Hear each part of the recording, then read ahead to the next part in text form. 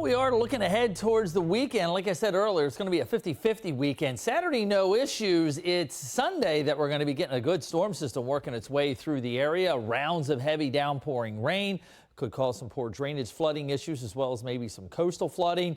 Strong winds could be damaging. We'll have to see how this exactly tracks and plays out. But have yourself a way to stay weather aware as we go through the second half of the weekend. Until we get there, though, lots of blue skies today, tomorrow, and even through the day on Saturday. But you can see that live look in Jacksonville, those blustery winds that we are dealing with across the area. Actual temperatures coming in upper 40s to near that 50-degree mark. And again, it is those northeasterly winds that have picked up behind a front that slipped off the shore late last night or early this morning.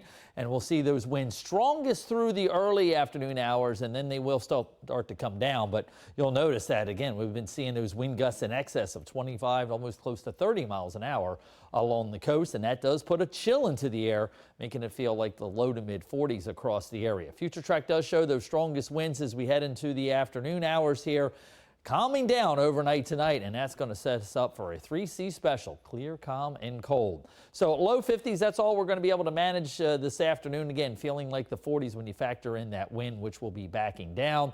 20s overnight tonight. We only got down to near freezing this morning, so another cold night in store for us here with clear, calm, and cold conditions. Already starting to see the ingredients of our next weather maker coming together. That's that storm for Sunday. Look at the jet stream bringing that moisture from the Pacific Ocean into the southern Gulf of Mexico, and you're starting to see a little bit of a circulation here off the Yucatan Peninsula.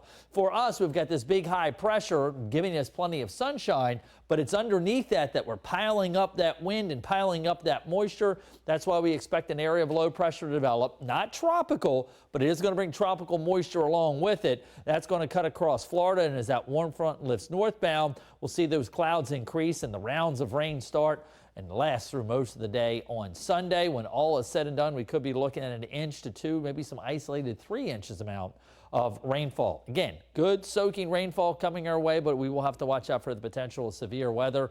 Behind that upper level low may stick around here for Monday into Tuesday, and either way, it pulls colder air in behind it. So the middle of next week will be sunny and chilly, just like today.